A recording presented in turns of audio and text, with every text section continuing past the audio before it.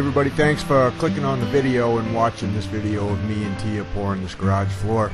Now Darren and Luke are out this week. They're up north hunting, so they left me all week to work by myself. Luckily, this was a Friday right here. I asked Tia to come in and help me before she had to go to work. So we're going to get this garage floor poured. It's 24x24 garage floor. We got about 9 yards of concrete. And you know, the difficult thing about pouring these floors by yourself is just having to do literally everything. So having one extra person, like me having Tia helping me today, makes this job twice as easy, more than twice as easy, really.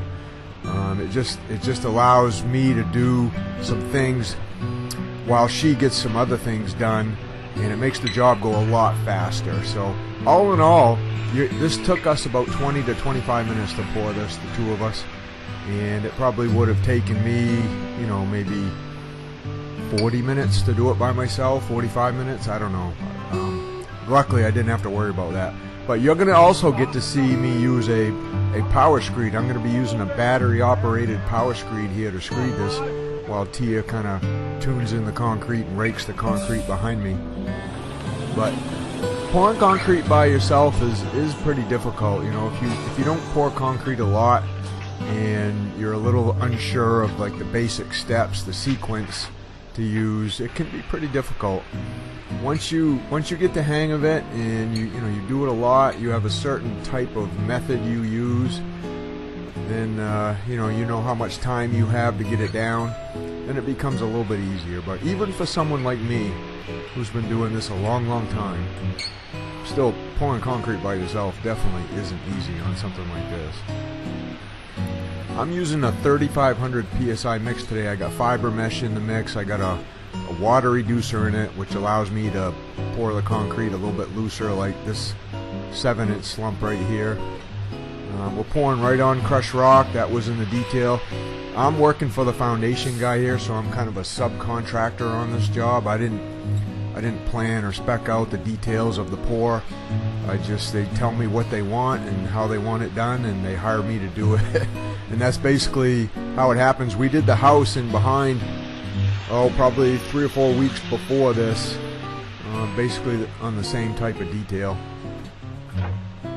So as you can see, I'm getting about 2/3 of this poured out before I screed it. I want to make sure I have enough poured out so I can get the first half of it screeded basically all at the same time without having to stop. And once I dump a bunch of that concrete on the ground, then I'm kind of tuning it in with my come along. We call these a come along. A lot of you guys call them rakes. Basically the same thing. But I call this tuning it in. So I'm trying to get it as close as I can by eye to the top of that wall without getting it low.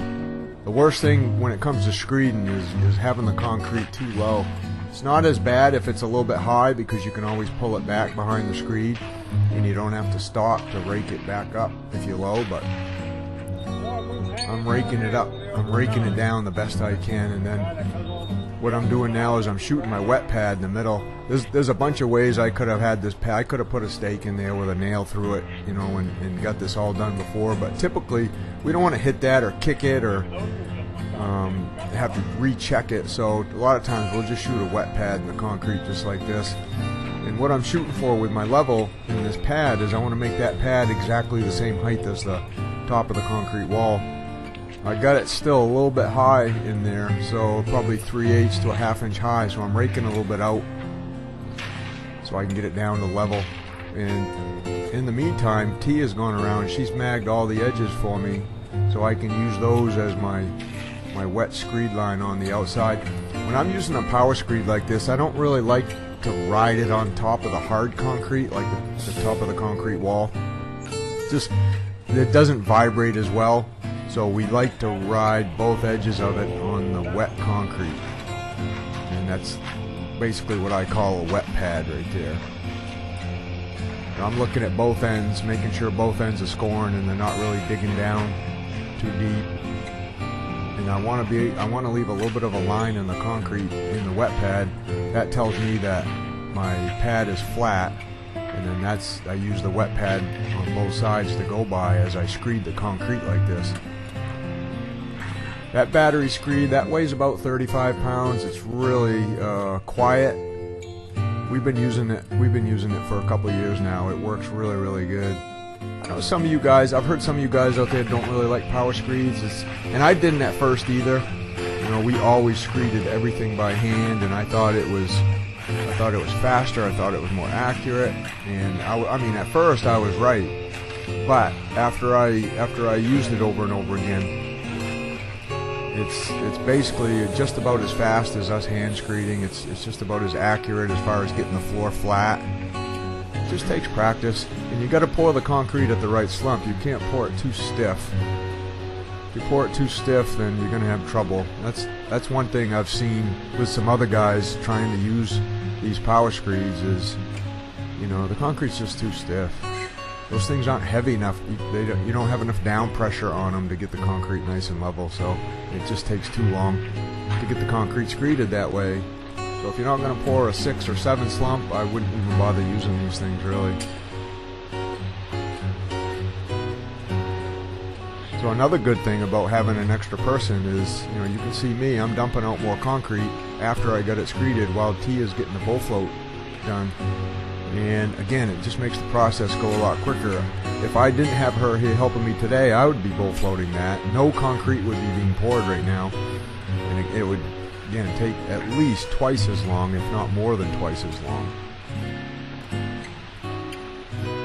Having a good concrete truck driver too, somebody that's patient, somebody that's, you know, not willing to, I mean, somebody that's willing to step in and help a little bit, that makes the whole process a little bit easier too.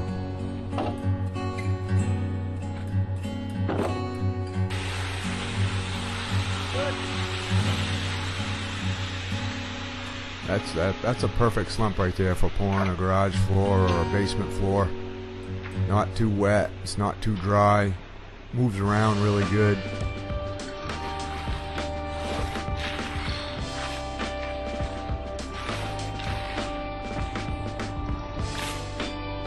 So now we're gonna, Tia's over there magging that edge to top a wall. I'm magging that middle piece right there to top a wall.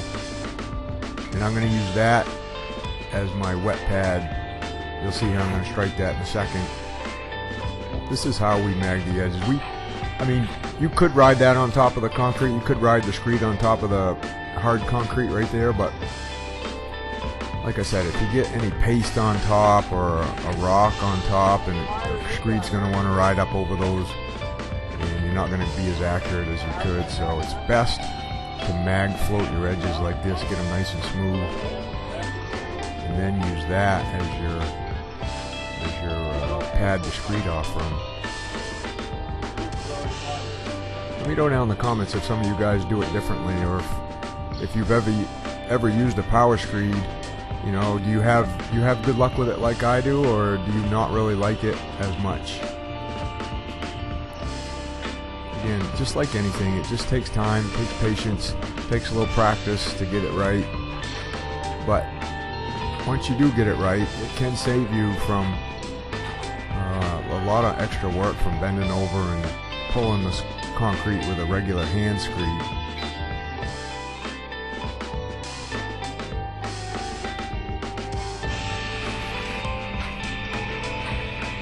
A lot of these garages like this will slope, you know, a couple inches from the back towards the front. That way, whenever any water drips off the cars, it'll kind of tend to want to run out the doors. This one here, they just wanted it flat, perfectly flat with top of wall. We don't do too many garages like this that are perfectly flat, to be honest with you, but this is what they wanted, so this is what we're going to give them. You can see when you use one of these power screeds, you really need somebody at least one person raking the concrete. It's just, these are really hard to use just by yourself. And get the floor flat at all. It's just stopping and starting and not filling and pulling back to high it's just part of the process with one of these. So if you don't have someone helping you, it can be a little difficult and time consuming.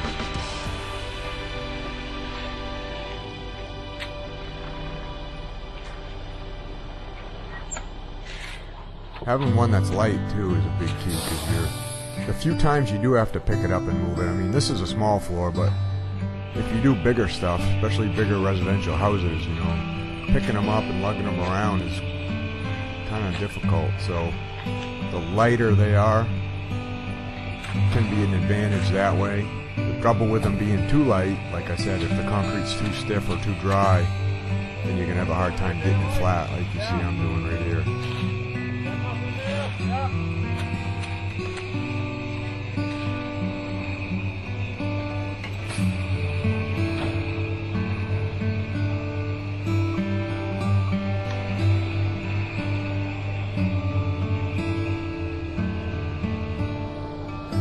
That's what we like to see right there. I mean, that's the hard part done. Basically getting the concrete dumped out of the chute, getting it spread around, and then getting it screeded is the hard part. Bow floating's pretty easy in my opinion. Once you learn how to do it, it's probably one of the easiest parts of doing concrete.